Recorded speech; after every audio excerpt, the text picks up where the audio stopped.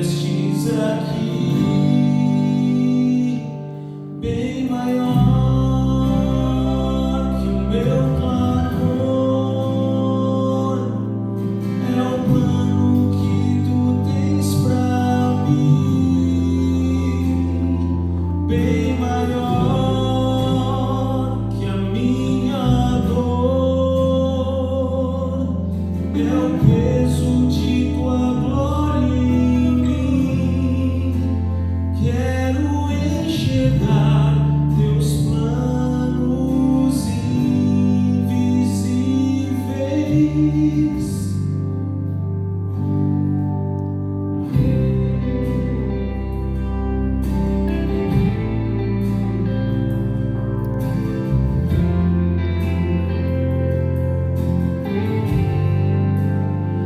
Mesmo sem sentir tua proteção, ergo minhas mãos e recebo teu silêncio.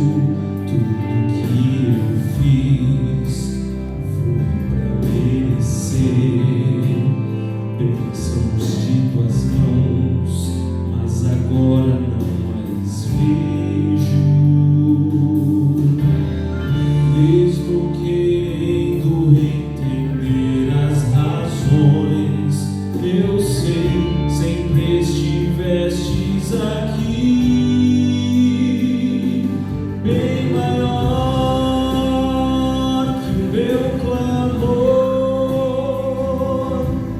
É o plano que tu tens pra mim, bem maior que a minha dor. É o peso de tua glória em mim. Quero enxergar teus planos invisíveis,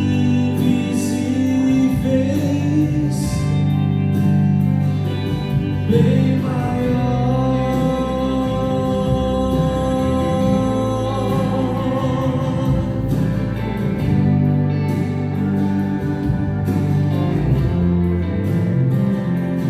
Bem maior que a minha dor. É o peso de tua glória em mim. Quero enxergar teus planos invisíveis.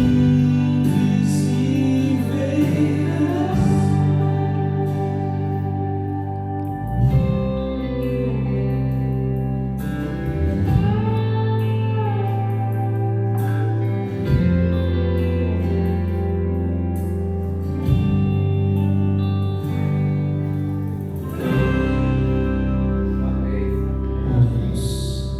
Senhor Deus, bondoso Pai, estamos gratos porque se o sofrimento é pesado, o teu peso de glória será ainda muito maior. Iremos abrir a palavra de Deus esta manhã, e cada um aqui veio para ouvir a tua palavra, e que eles possam ouvir essa palavra, que essa palavra possa ser edificadora na vida de cada um, que teu Santo Espírito possa falar no nosso coração esta manhã, em nome de Jesus. Amém.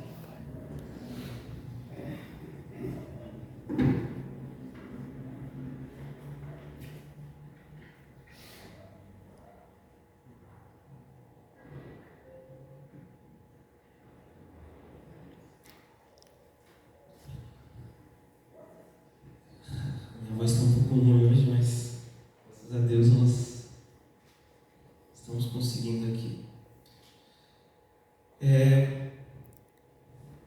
E eu começo com uma pergunta para que você possa refletir, né? Mais uma vez foi sábado também, né? Para quem eu não cumprimentei antes. Ser cristão é fácil? Talvez é uma pergunta até clichê, né, vamos dizer. Mas eu quero que você pense na sua vida espiritual, na sua vida espiritual com Deus. Você acha que tem sido fácil ser cristão? Você tem pensado em desistir da fé algumas vezes. Às vezes você acha assim, poxa, se eu não fosse cristão seria mais fácil. Talvez eu teria mais amigos, talvez eu teria um emprego melhor, talvez eu teria uma fama, seria bem mais aceito nos lugares que eu vou. E talvez, muitas vezes a gente pode se questionar quanto a isso. E existe esse lado do cristianismo que nós vamos ver aqui, que é o lado de perca. Existem os ganhos, logicamente, mas existem as perdas. Como eu devo lidar com essas perdas que o cristianismo me dá? Que a fé genuína me dá? Nós vamos abordar um texto que é bem conhecido de vocês, mas vamos cavar um pouco ele aqui agora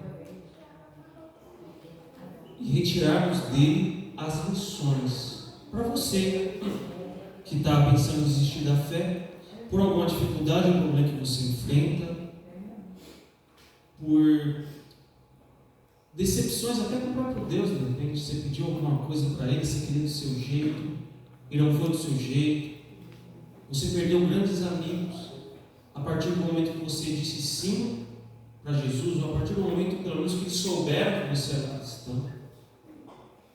E nós vamos aprender aqui como lidar com isso. Às vezes você está decepcionado com a própria igreja em si, talvez algum irmão te magoou, talvez algum líder, pode ser que todo mundo em algum momento, né? Mas aqui nós vamos tratar um pouco do princípio que vai servir para você em todos esses momentos aí. E vamos abrir a palavra de Deus em Lucas capítulo 13, verso 22 a 30.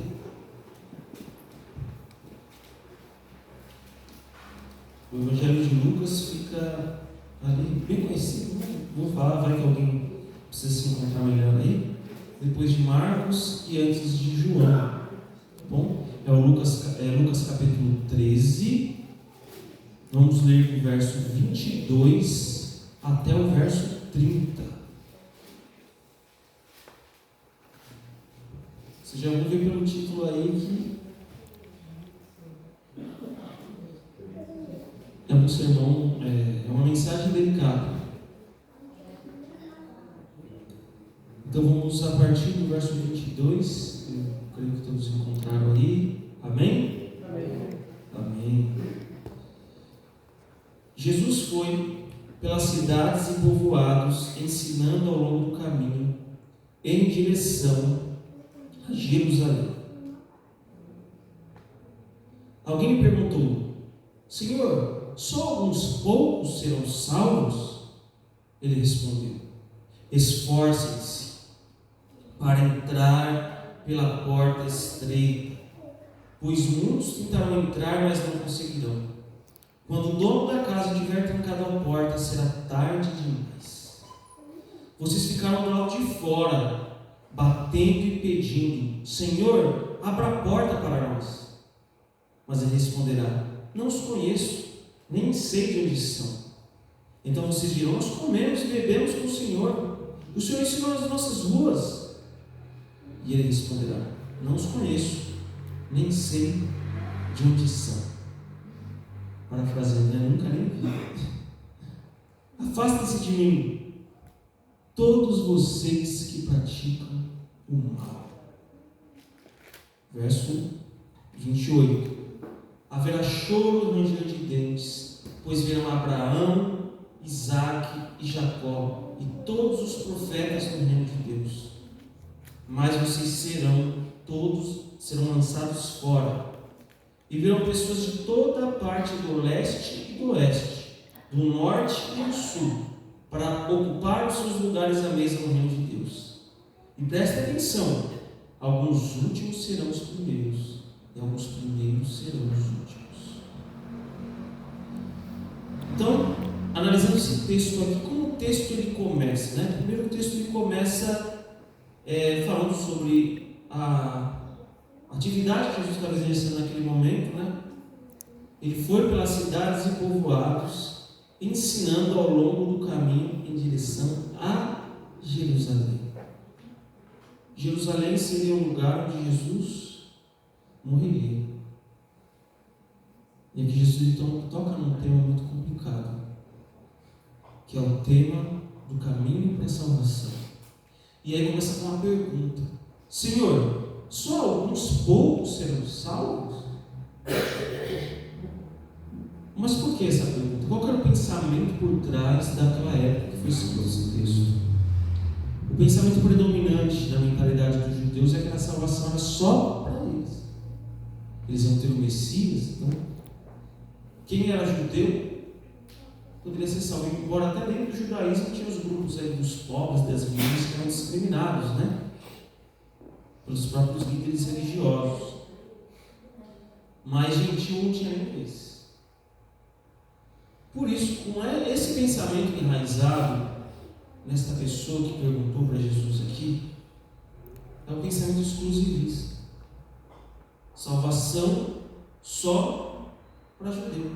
Então, por isso que ele perguntou: Senhor, só alguns poucos serão salvos, não é mesmo? Até dentro do judaísmo eles olhavam com preconceito para alguns irmãos judeus ali, que eram mais pobres, que eles achavam que eram meio ignorantes, multidão ignorante, não sei o quê. E ali Jesus ele já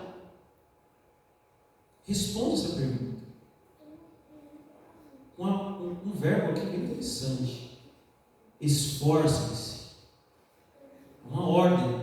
Ou seja, o que Jesus está querendo dizer aqui? O céu ele não é automático. O judeu pensava que o céu era automático, só que ele era judeu. Pronto, sou judeu, estou salvo. E hoje, muitas vezes, as pessoas, por terem determinadas crenças, as pessoas: não, eu sou adventista do sétimo dia, logo eu estou salvo. Mas Jesus fala assim: peraí, vamos parar por aqui. Não é só porque você está 30 anos dentro de uma igreja, 40, 50 anos, que você é mais salvo do que aquele que ou se batizou agora, ou talvez não faça parte da mesma fé que você. Jesus quebra qualquer tipo de espaço de exclusivismo aqui. Ele fala que esforcem-se. Ou seja, existe um elemento chave aqui para entrar no caminho de Deus: o esforço. Então, a gente pode estar aqui na igreja, a gente pode não faltar em nenhum culto, pode ter sido batizado há muito tempo na igreja, posso ter um cargo na igreja, posso até mesmo dar estudos bíblicos. Mas a minha vida espiritual ela está muito aquém, muito abaixo do que deveria estar. E aí eu me sinto confortavelmente no meu banco e falo assim: eu sou adventista, eu sou salvo, que irmão inferior a mim. Esse é o tipo de pensamento exclusivista que Jesus combateu naquela época, e esse texto aplicando para os nossos dias combate hoje. Ele fala do nosso dever como cristão. Cuidado, se sua vida como cristão está muito confortável demais, eu não vou dizer que não existem momentos alegres, tá? Que a vida do cristão também não é só penitência o tempo todo, né? Não é sofrimento 24 horas por dia, 365 dias por ano, não é isso. Mas se sua vida como cristão sempre está muito fácil demais, se você busca um cristianismo muito confortável para você, você está correndo risco. Se você lê a Bíblia e você não vê nada que te incomoda, você está correndo risco. Você está preso na zona de conforto, como os judeus estavam presos na zona de conforto naquela época.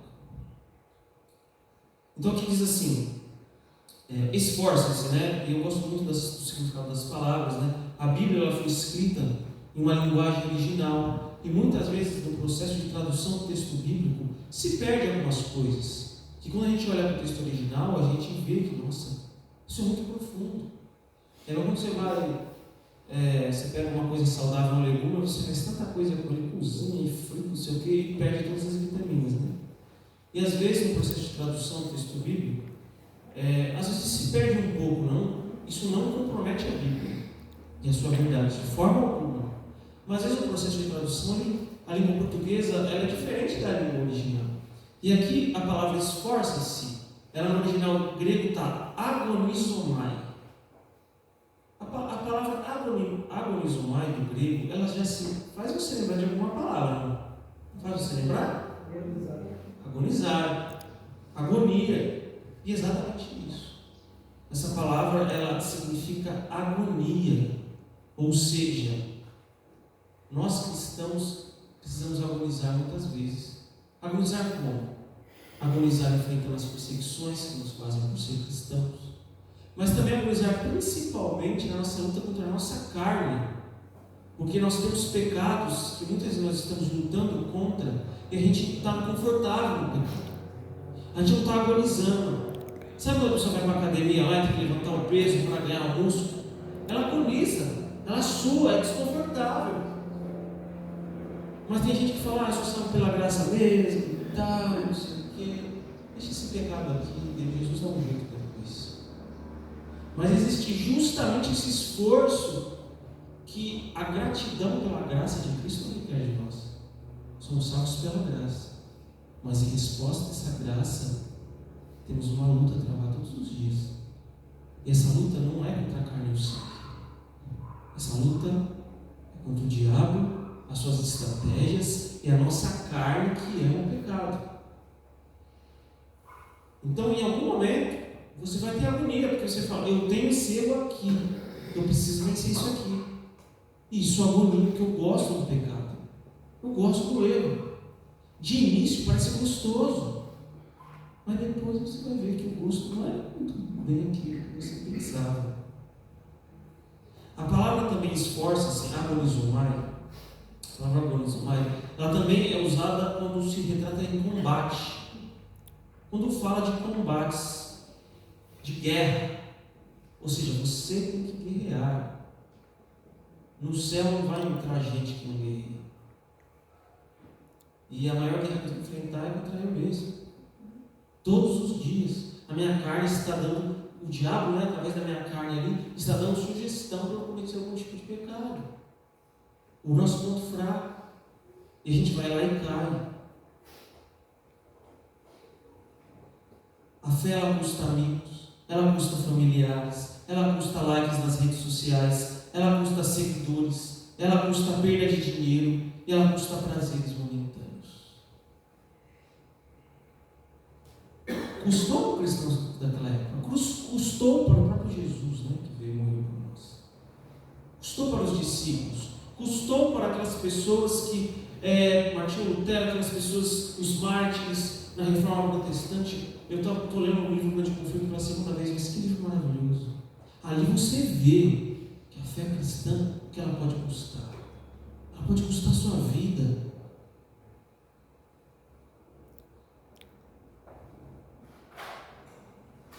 Tem uma comparação muito interessante sobre o caminho cristão.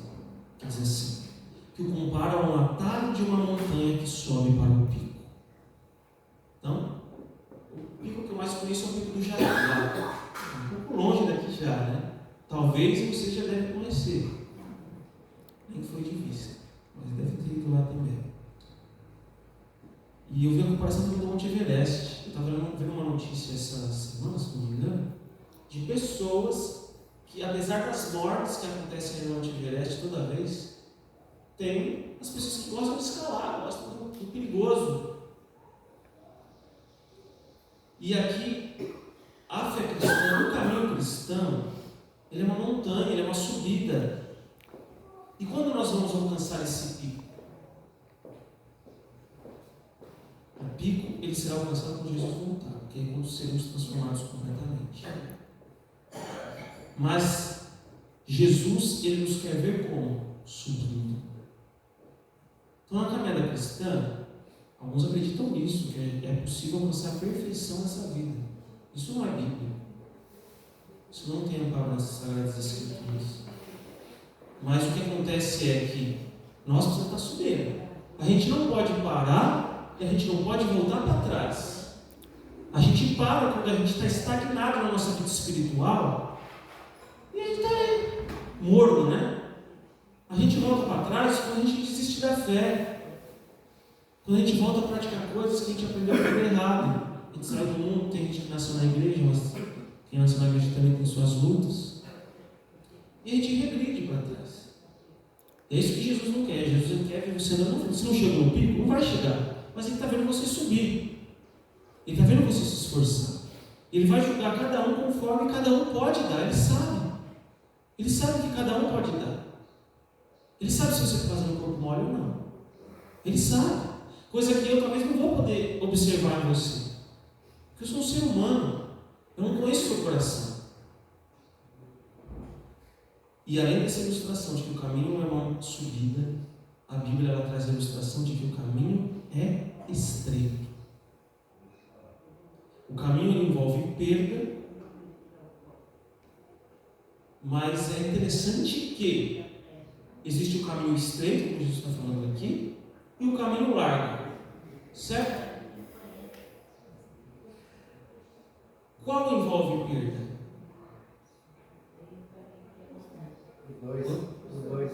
Os dois, exatamente. Essa é a chave. Então olha que coisa interessante. Você precisa escolher esta manhã entre perda e perda. Entre duas perdas. Só que há uma diferença nessas duas perdas aí. Há uma diferença eterna entre as duas perdas, né? O cristianismo perde agora para ganhar depois a eternidade. O caminho largo, você pode até ganhar, entre aspas, agora, mas a perda dele será muito pior depois. E aí, compensa escolher o caminho do mundo? E o interessante é que a mentira ela é personalizada para você. Ela é igual quando você vai numa loja escolher uma roupa aqui. O terno, quanto mais ajustado é melhor, né? E de lá na loja, com certeza você vai poder achar uma roupa personalizada que cabe certinho no seu corpo. Mesmo que a variação de medidas, né? De pesos e tal, etc. E você percebe que há tantos caminhos, há tantas formas de você estar no erro. Tantas formas, é um caminho largo. Você pode errar sendo um ateu. Você pode errar estando numa igreja que prega coisas contra a verdade bíblica. Você pode errar estando dentro da igreja que prega as coisas certas, mas não vivendo da forma certa. Olha quantas formas que você tem de errar. Por isso que é caminho largo. O inimigo, o diabo, ele preparou um pecado personalizado para você. Ele sabe onde erra, então ele falou aquilo para você. E tem igreja que quer se adequar ao público, né? Tipo, vamos falar umas coisas aqui no púlpito agradáveis, né? Vamos falar que toda forma de amor é possível e outras coisas. Por quê? Porque é a Bíblia se adequando ao ser humano. A Bíblia não, né? O uso que eles fazem da Bíblia. Vamos falar besteira aí. Porque é uma personalizada. Cabe direitinho em você. Você não precisa se esforçar. Ou seja, é um cristianismo que você não tem esforço mais. Você vai na igreja, o pregador vai falar coisas que você gosta. Não preciso fazer isso, não preciso abandonar esse pecado, não preciso abandonar aquele pecado. Ok. Tem igrejas que se tornaram isso. Se tornaram uma roupa que cabe no corpo do outro. Mas o cristianismo é uma roupa apertada que você vai ter que emagrecer para caber na roupa. Olha essa daí. Eu não notei isso, eu estou falando aqui agora. Nenhum sermão é igual, eu já peguei esse sermão 2 vezes. Essa é a terceira vez. E nenhum sermão é igual. A primeira vez eu estou falando isso aqui. Qual que é a perda maior? Você sabe. Você sabe qual que é a perda maior. Mas na prática, como diz o ditado, o buraco é mais embaixo. A gente precisa lutar todo dia contra a nossa carne. Pela graça de Deus, também, só esforço é só miséria, gente. Mas aqui há uma verdade interessante. O cristianismo envolve perda. Ser membro da igreja não garante salvação para você. Sinto muito, mas não te garante. E às vezes a pessoa está lá fora, o que ela acredita, ela é mais fiel do que a gente que está aqui dentro. Por isso Jesus fala, os últimos serão os primeiros. Os últimos daquela época, do pensamento aqui, eram os gentios. Não, sabe o que acontecia naquela época? Os gentios eles não poderiam entrar no espaço de culto. Tinha um espaço lá no templo que era para os gentios ficarem. Eles não tinham acesso, vamos dizer, se eu posso usar essa linguagem, à nave da igreja.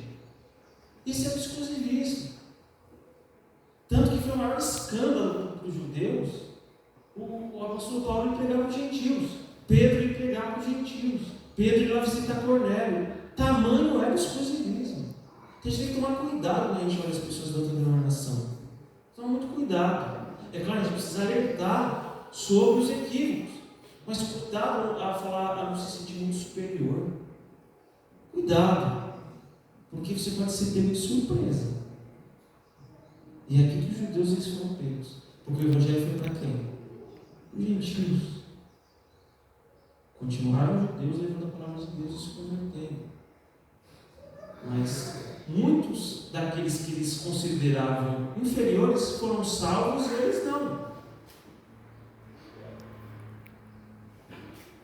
E aqui a gente vai falar um pouco sobre o caminho estreito. A gente já sabe que só religião, só fazer parte não adianta.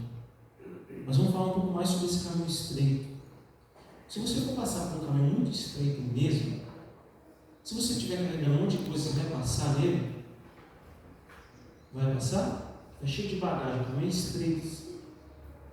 Mais estreito que eu engordei um pouquinho. Mais estreito. Você vai ter que o quê? Se desfazer das bagagens. Se uma pessoa ela tiver um acúmulo de peso, assim, né, de gordura, ela for de uma largura que ela não consegue passar por aquele caminho estreito, estou fazendo uma analogia, tá? Só uma ilustração.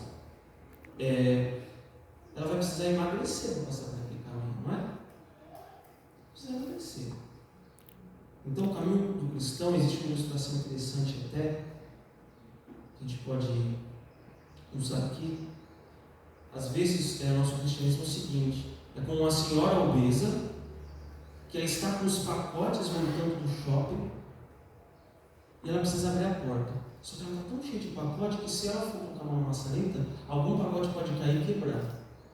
E ela precisa ter a cruel escolha entre deixar os pacotes caírem no chão e quebrar e abrir a maçaneta, ou ficar com os pacotes ali e não abrir a porta. Esses pacotes podem ser os nossos pecados, podem ser os excessos que nós cometemos. Estou fazendo uma aplicação diferente até do que essa parábola propunha, né? Mas acho que é válido fazer. E aí você fica ali. E como nós estamos ficando? A gente fica ali suando aqueles pacotes, e aí o tranco da porta está ali. A gente está ali suando, porque a gente quer fazer as duas coisas. A gente quer segurar os pacotes e abrir a porta. Não tem como. Porque a porta ela não vai ficar disponível para sempre. Um dia ela vai se fechar. E é assim que nós cristãos estamos agindo hoje, muitas vezes. Quais são as bagagens que nós temos levado, que precisamos abandonar para passar por essa porta estreita? São bagagens que muitas vezes nós somos apegados. Somos obesos espirituais. Recebemos na igreja e nada muda. Recebemos, nada compartilhamos. E se continuarmos presos nessas amarras, nós jamais passaremos pela porta estreita. Nunca, jamais.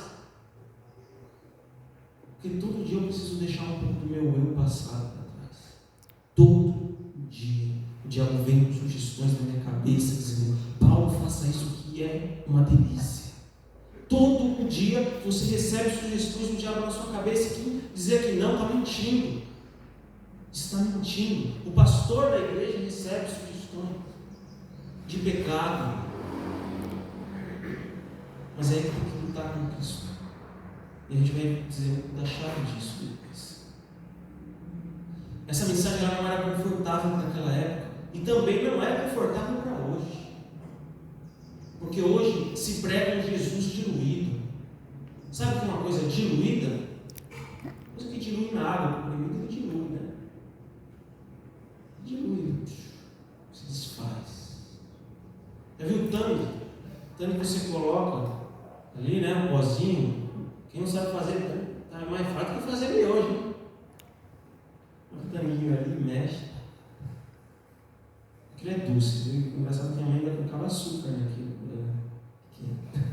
Ele é muito doce ficava. O cristianismo que as pessoas gostam de ouvir é o cristianismo tangue. é o Cristo que é diluído. O Cristo ele pode ser diluído pelas minhas tradições que não são bíblicas, mas como os fariseus o impõem aos outros, ainda que na palavra de Deus eu não consiga defender isso, ou a cultura contemporânea. Qual que é a cultura contemporânea? Defende Jesus liberal, você faz o que você quiser, não sei o quê. Você dilui Jesus. Jesus não é mais o Jesus. Ele se diluiu. O Jesus que prega. Jesus está vivo ainda. O Jesus que as pessoas pregam, esse espantalho que criaram, que não é o Jesus de verdade. Então a verdadeira mensagem é 8 ou 80, vamos dizer assim, num sentido mais geral, né? Na questão de bem e mal. A mensagem de Jesus é o seguinte: ela fazia o povo se sentir mal o suficiente para se arrepender, ou furioso o suficiente para rejeitar. Tanto que alguns aceitaram, abraçaram a fé cristã, e outros odiaram tanto Jesus que o mataram. Essa é a mensagem de Jesus. Então, se você lê a palavra de Deus e se sente mal, você está lendo a Bíblia errado, você está entendendo errado. Se sentir mal no sentido assim, eu preciso me arrepender. Eu preciso da graça de Jesus na minha vida. Eu não posso ficar me sentindo seguro nessa posição que eu estou. Eu não posso permitir que um sentimento de superioridade atinja o meu coração. Porque é isso que me faz cair muitas vezes. Existe uma experiência que os mais jovens conhecem mais. Talvez tem gente de mais idade que não se conhece. Não sei quem já fez o exame nacional do ensino médio aqui, o Enem. Eu já fiz, eu passei por essa felicidade. E todo ano sai o quê? Você tem redes sociais, você acompanha. Os atrasados do Enem. Tem gente que até hoje vai lá só para chegar atrasado e ficar famoso. Então a moça lá que todo ano estava ficando atrasada. E aí a moça choradeira, né? Você sempre vê os vídeos. E você está rindo, né? Você vai pro inferno que você vê os atrasados do Enem lá chorando, chegando atrasado, e você fica rindo lá, os memes, né? A pessoa chega atrasada e fica uma fila desse lado, uma fila desse. Vai, não sei o que, chega o portão fechando. A gente sai quase se arrastando. Os atrasados do Enem. E uma vez eu fazendo essa prova aí, eu fiquei com dó de uma moça lá, que ela estava chorando. Estava eu e um grupo de amigos da minha igreja. A gente se aproximou dela assim. Você está chorando, precisa de ajuda, não sei o quê. Eu precisava trazer o RG, eu esqueci o RG. Fala para sua casa buscar. Não, já falou um lugar lá. Se for buscar, chega amanhã, né? E o que a gente podia falar de consolo para essa moça? Se coloca no meu lugar aí. O que vocês falariam para uma moça que está chorando ali, porque esqueceu o seu RG e não consegue fazer a prova? Ano que vem você faz de novo. Ano que vem você faz de novo. Não é um consolo que ela gostaria de ouvir, mas é um consolo, né? Agora, vamos dizer que você está lá, Jesus está voltando, você está feliz, tem um ímpio do seu lado chorando, porque não vai para o céu. Qual é o consolo que você dá para esse tipo de pessoa? Ano que vem você tentar de novo? Não. Você vê que a gente se esforça pelas coisas mundanas. Seja para o vestibular, seja no nosso trabalho, para coisas que às vezes até o ano que vem a gente pode tentar de novo. Mas a vida espiritual a gente tem deixado de lado. E não tem repescagem não. O que a gente estava falando aqui na lição, que não estava passando ali, o purgatório não tem repescagem. A gente acredita na repescagem. Sabe aquele time que não se classifica direto para a Copa do Mundo? Aí joga repescagem. Tem os times que não se classifica para a Libertadores, joga para a Libertadores. Na vida espiritual não tem isso. Ou você entra ou você não entra. Não tem no meio do caminhão. Nossa, você vai o cara, você acertar, eu subo. Não tem. E aqui nós vemos a resposta dura de Jesus. E foi onde eles falharam. Eles chegaram atrasados. Assim como um estudante que estudou o ano inteiro no vestibular. E o guarda fala, não pode entrar, chegou no horário atrasado. Jesus vai dar uma resposta muito pior para você, se você não se entregar para Ele. Eu não te conheço. Nunca nem vi. Não conheço você. E aí, as pessoas vão falar, mas Jesus, você pregou na sinagoga, né? Isso foi o povo daquela época que viu Jesus aqui, na terra, né? Você pregou na sinagoga, pregou nas vilas, fez milagre, tem um parente até que foi curado. As pessoas de hoje, mas eu fui lá na igreja, lá, eu fui pastor pregar, eu fui Paulo pregar lá, me batizei, eu assisti uma semana inteirinha lá, ouvi falar do Senhor, até pode ser que falava de Jesus para outras pessoas. E Jesus vai lá e diz, eu não te conheço, eu não sei quem você é. Tem traduções que variam aqui. Essa palavra ceia aqui, ela é muito mais profunda do que parece. Vamos usar um exemplo aqui. Eu sei que o Rubens é adventista. Eu sei que ele é um adventista. Eu sei que ele é professor da escola sabatina. Eu sei, não sei? Esse é um saber o quê? Superficial. Eu conheço o Rubens aqui agora pela primeira vez pessoalmente. O saber que é indicado aqui é um saber muito mais profundo. Por exemplo, eu não sei qual é a pasta de dente que o Rubens usa para escovar. Eu não sei qual é a fruta preferida dele. Eu não sei que hora que ele vai dormir e que hora que ele acorda. Embora alguns dá para ver pelo visto por último, né? Que dorme depois da meia-noite no WhatsApp. Mas eu não sei todos os detalhes dele, não sei quais as lutas espirituais que ele tem, as tentações. Não sei. O saber aqui, tem muitos que conhecem Jesus que não conhecem o Neymar. Segue na rede social lá, o Neymar marcou um gol. O Neymar, ele foi para o time da Arábia Saudita. Mas você sabe o tipo, que pasta de dente que o Neymar escova os dentes? E não se engane se fizer um comercial, nem sempre o comercial que a pessoa faz do produto lá é o que ela usa, tá? Se você não sabia, está aprendendo agora.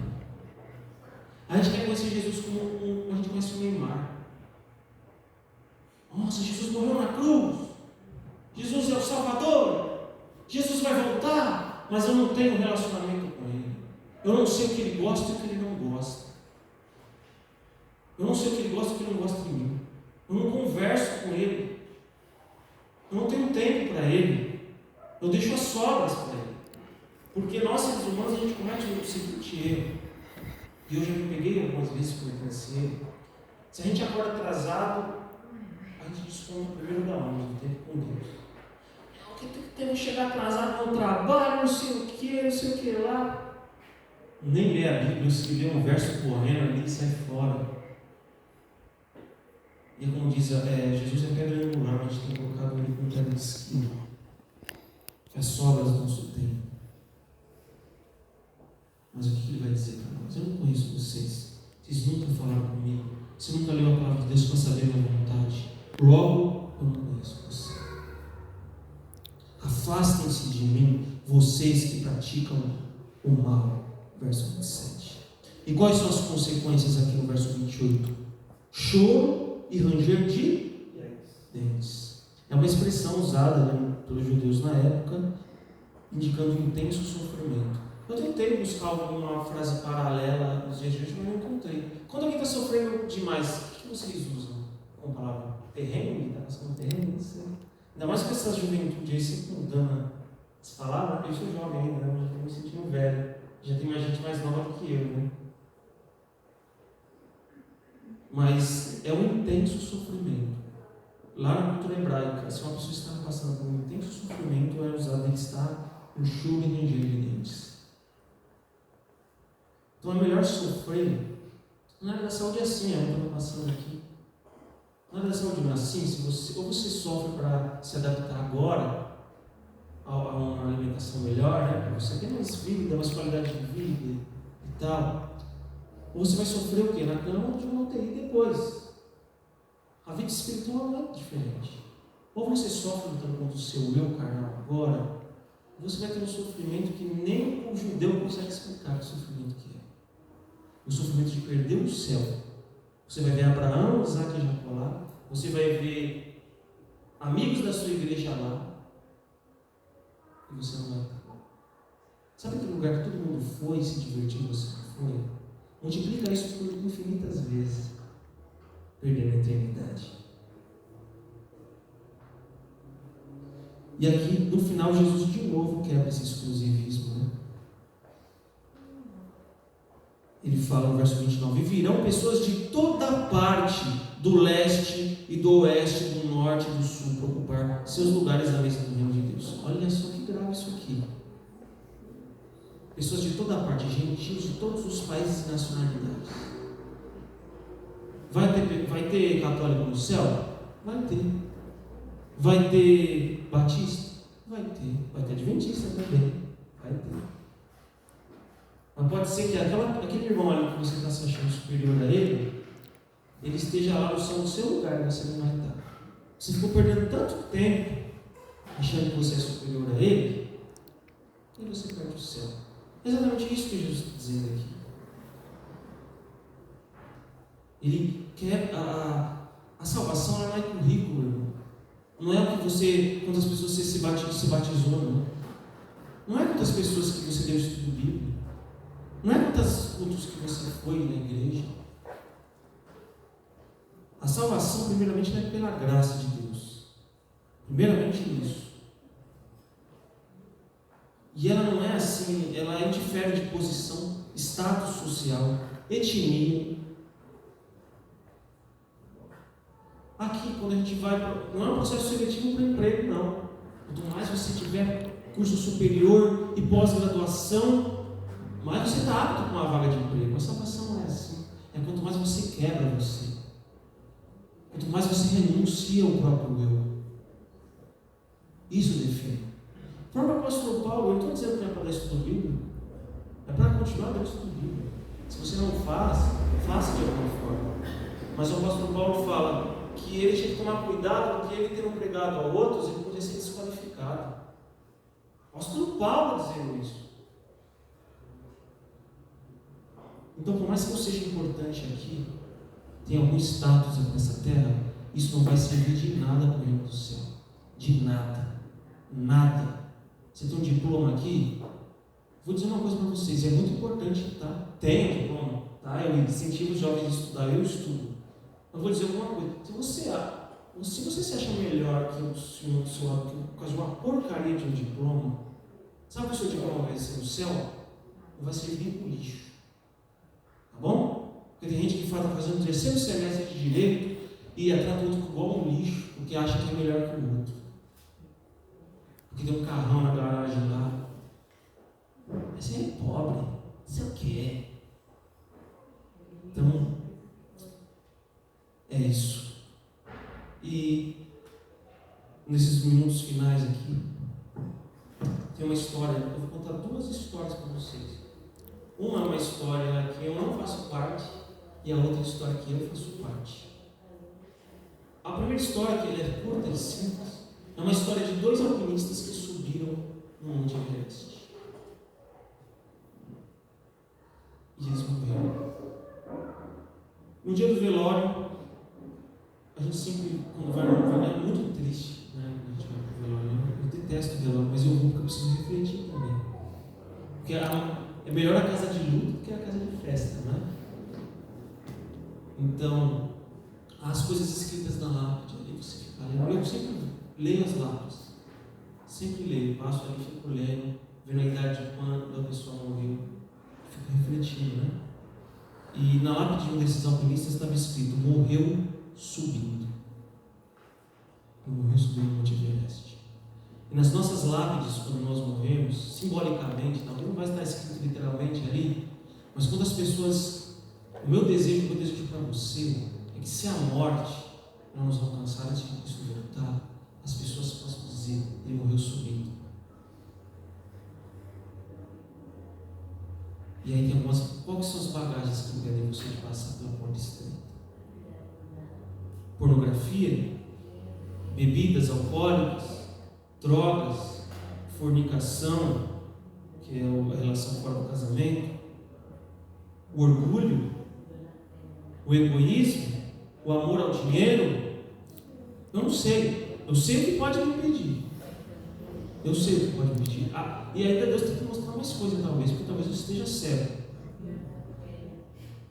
Eu não sei contra o que você está lutando agora.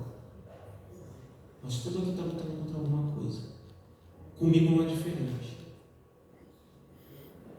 Mas o céu oferece alegrias muito maiores que esse mundo pode dar.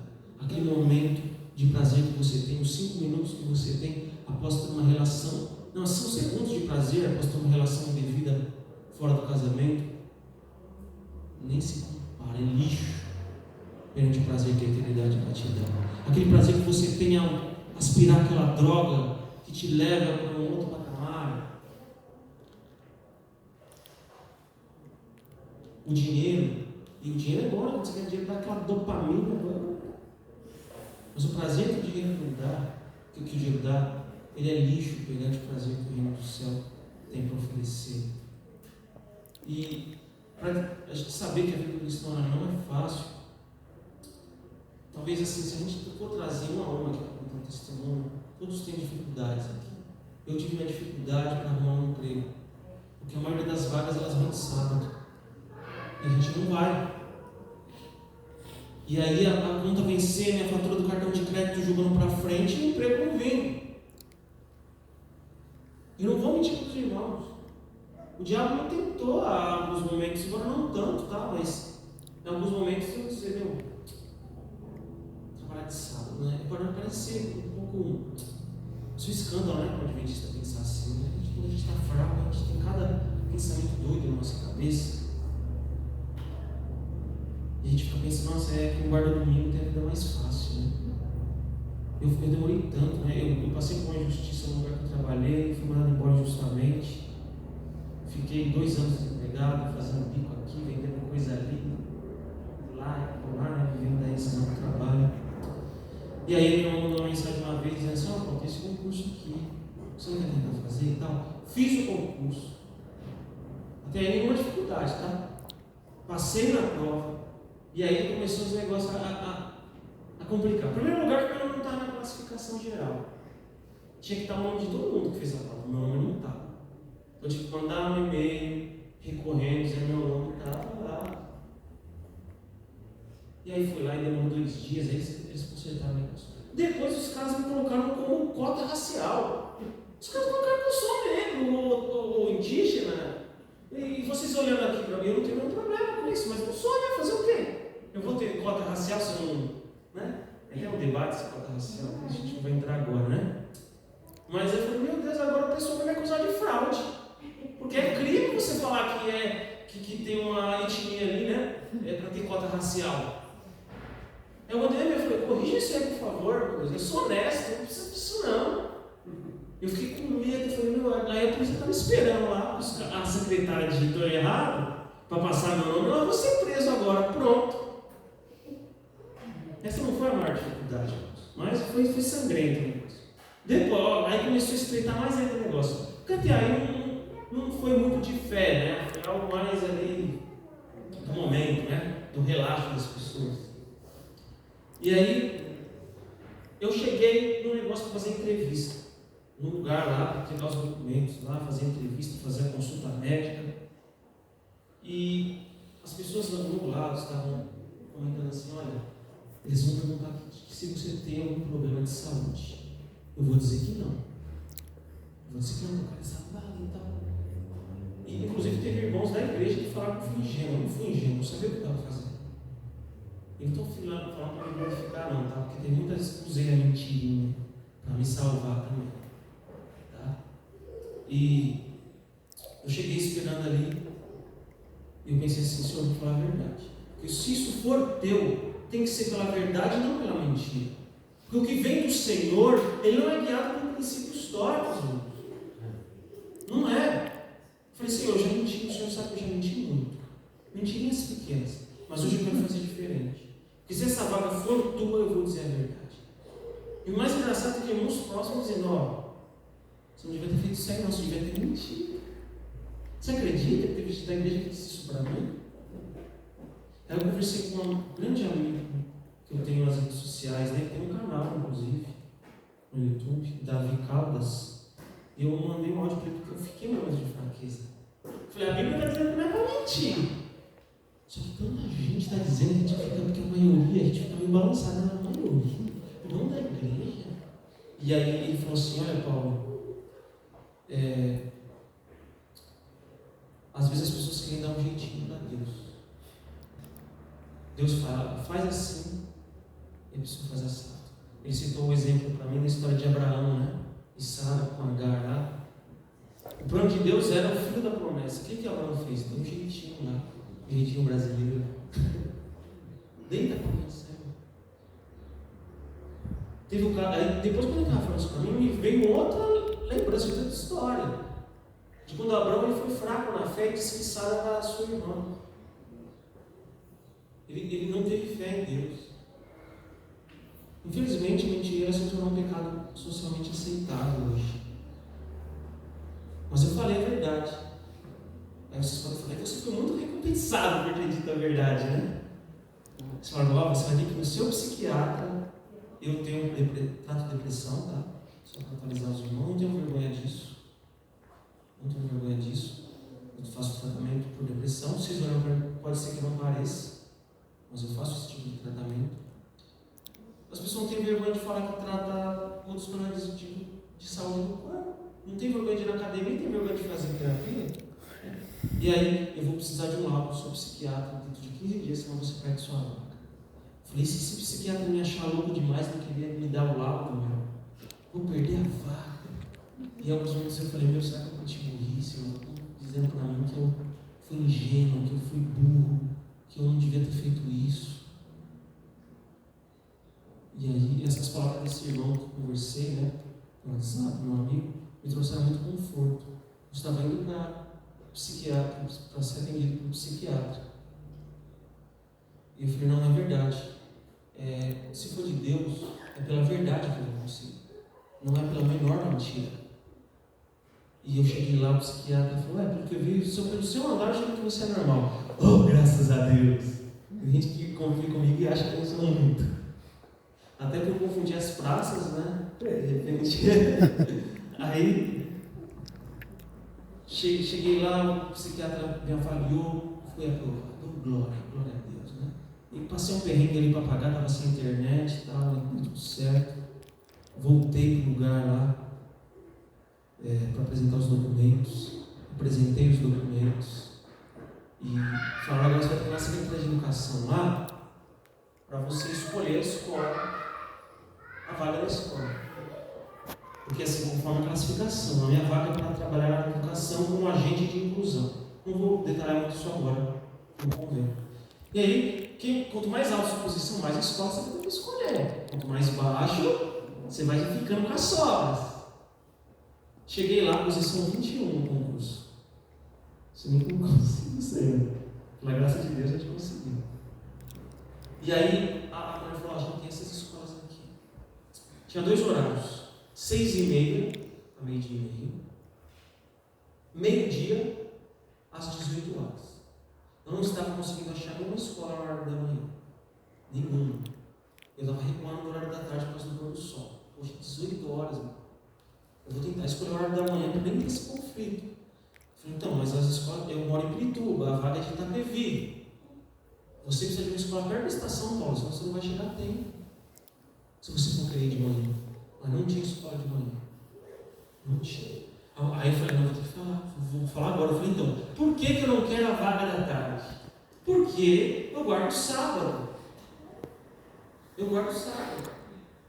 Conforme a minha crença, a religião que eu sigo, a Bíblia, eu guardo sábado. Então, eu preciso, o horário do pôr do sol, ele varia. Tem vezes que eu não vou ter problema em sair às 6 e o pôr do sol der às 6h15. Mas e quando der 5h30? Eu vou ter essa liberdade de sair mais cedo? E aí ela pensou assim, pensa, um cara 2 anos desempregado, as faturas do cartão só jogando para frente. aluguel ali já na Cruz das Almas lá. E a mulher falou: a gente vai ver seu caso. Eles ficou debatendo na mesa lá. Eu falei: meu Deus, só faltava essa. Só faltava essa. Eu fiquei esbravejando, porque eles me deram uma lista para preencher os documentos tudo de novo. Eu já preenchi a mesma lista 2 vezes. Eu falei: preciso preencher a terceira. Eu não estou com os documentos aqui, eu já apresentei outra vez. Tem que preencher. Eu já fiquei esbravejando por isso. Não, só falta mais. Né? Só desse trabalho, Senhor, mas seja da tua vontade, eu não preciso, estou um aperto aqui. Aí eu cheguei lá, a mulher me chamou, Paulo. Cheguei lá, a mulher falou: é o seguinte, eu fiquei sabendo da sua questão do sábado, né? A questão do seu horário. Eu vou ligar para a diretora agora para ver se ela libera você. Para na sexta você fazer das 11 às 17. Nos outros dias você faz das meio-dia às 6, às 18. E aí ela ligou para a diretora, e a diretora falou: não tem problema não, ela só pediu para levar a carta da igreja, né? Eu falei: ô glória. Foi difícil, né? Eu contei algumas coisas aqui que você vê como estava difícil. E Deus, ele foi fiel. E meu amigo me falou assim: Paulo, se essa vaga fosse sua, você fez o que é certo, você disse a verdade. Porque quando é para ser de Deus, você não precisa ficar dando ajudinha e mãozinha para Deus. Ele vai dirigir, você precisa fazer o que é certo. E eu falei: graças a Deus. E esse é o caminho estreito que a gente tem que passar. E eu vou dizer uma coisa para você: dessa vez deu certo, mas teve outras vezes que eu perdi a oportunidade de emprego. Por quê? Nem sempre você seguir o caminho estreito, você vai receber um troféuzinho no final ali, imediato, né? Ali. E é assim. Sua luta será difícil e agonizante, como Jesus disse. Nos 2 caminhos você vai ter sofrimento. Mas tem um caminho que o sofrimento vai valer a pena. Tem uma frase que eu gosto muito que diz assim: se você não sente a luta da carne contra o espírito, verifique o seu pulso, porque você está morto. E aqui, para encerrar o sermão dessa manhã, vou apontar algumas coisas para que a gente saia daqui refletindo. Essa passagem nos ensina a ter mais relacionamento com Deus. Não um saber superficial, como eu conheço uma celebridade, mas eu tenho que ter intimidade, mais compromisso. Nenhum relacionamento sobrevive a isso. Muito menos com Deus, né? É melhor você sofrer agora agonizando para passar na porta estreita e lá no final, o prêmio da eternidade estar te esperando, do que enfrentar a agonia de perder o céu. E aí você vai virar e vai dizer: eu toquei o céu por isso. Por isso que eu toquei o céu? Por esse prazer aqui? Eu espero que a mensagem dessa manhã tenha ficado claro para vocês. Onde tem muitos obstáculos, você tem tudo a ganhar. Mas se você desistir, a sua perda vai ser irreparável. Pense nisso. Entregue sua vida a Jesus. E neste momento eu vou cantar o último louvor, que vai falar sobre um dos aspectos que foram abordados nesse sermão, que é o aspecto de relacionamento com Jesus. Nada começa sem relacionamento com Jesus. Nada. Tudo começa no relacionamento com Ele. Medite na letra desse louvor.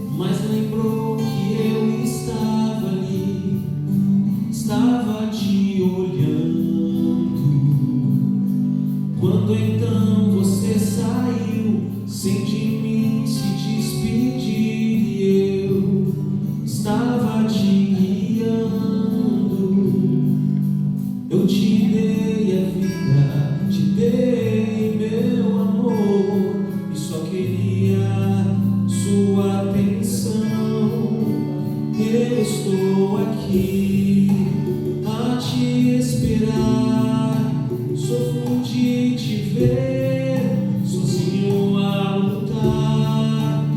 te planejei bem antes de nascer. Olha para mim, preciso de você. Não importa onde vá, ao seu lado eu estarei. Não me cansarei, quero teu coração. A tarde logo então chegou, os seus problemas sim eu resolvi. Sei que foi difícil, e ao chegar em casa vi que cansado estava e dormiu. É claro que eu te entendo, triste eu fiquei, mas quero dizer que amanhã eu o acordarei. Eu estou aqui a te esperar, sofro de te ver sozinho a lutar. Eu te planejei bem antes de nascer. Olha para mim, preciso de você. Não importa onde vá, ao seu lado eu estarei. Não me cansarei, quero teu coração. Eu estou aqui.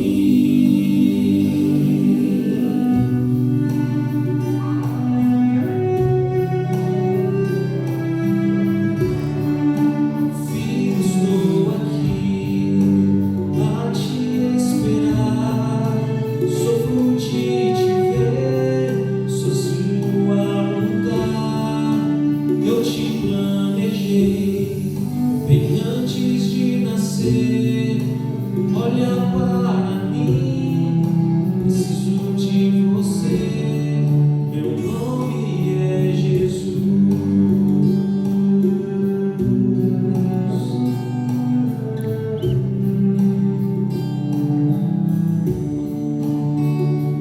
Não importa onde vá, ao seu lado eu estarei. Não me cansarei, quero teu coração. Eu estou aqui.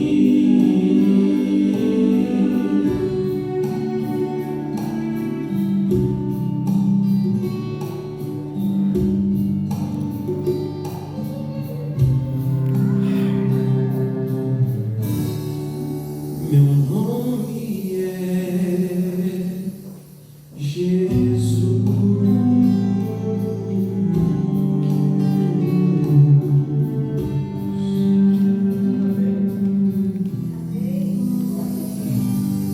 Amém. Convido a igreja a se colocar em pé. E eu vou dizer, resumir o sermão com uma frase só. Vale a pena ser fiel a Deus. Amém. Vale a pena sofrer o que for ter que sofrer agora para garantir a eternidade depois. Porque através do sofrimento, Deus ele nos torna melhores cristãos. Então não desista do processo. Porque esse sofrimento que você está passando agora é um processo para tornar você mais semelhante a Cristo. E tornar você simbolicamente mais fino para passar nesse caminho estreito. Amém. Oremos. Senhor Deus, nosso Pai, estamos gratos porque o caminho é estreito, mas não é solitário. Estamos gratos porque o Senhor caminha ao nosso lado.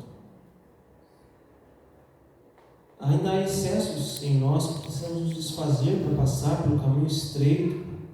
O Senhor sabe quais são esses excessos, esses pecados, essas bagagens.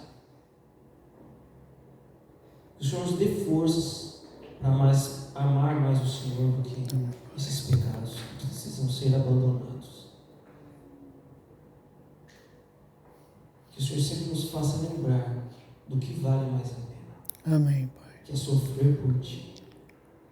E se for necessário, dar a sua vida por Ti. Amém. Que o Senhor nos habilite a passar por essa porta estreita, porque por nós sempre preferimos um caminho largo, o que é de início que parece ser delicioso, mas que no final o gosto será amargo. Não nos deixe de nos iludir por essas mensagens que apresentam um Jesus que permite tudo ou acrescenta coisas onde não existem. Que possamos levar essa mensagem, porque esse é o Evangelho, Pai. O Evangelho é sacrifício. O Evangelho muitas vezes não é palco te aplaudindo, nem holofote.